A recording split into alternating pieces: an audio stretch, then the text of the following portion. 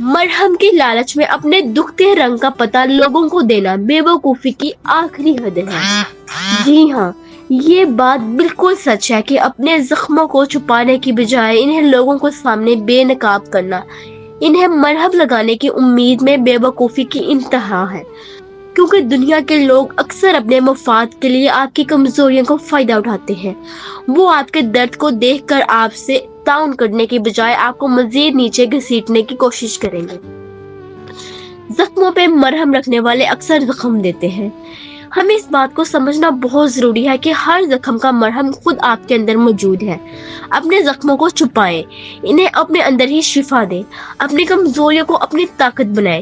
یہ دنیا ایک میدان جنگ ہے جہاں ہر کوئی اپنی بقا کے لیے لڑ رہا ہے۔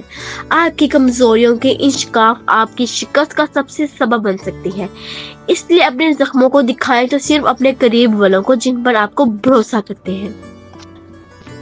زندگی کی بازی میں ہارے ہوئے کھلاڑیوں کی طرح ہم بھی اکثر اپنے زخموں کو چھپانے کی کوشش میں رہتے ہیں۔ درد کی شدت کو کم کرنے کی خواہش دوسروں کے سامنے کمزور نظر آنے سے روکتی ہے، لیکن اس عمل میں ہم اپنے دکھوں کو اور بھی گہرا کر لیتے ہیں۔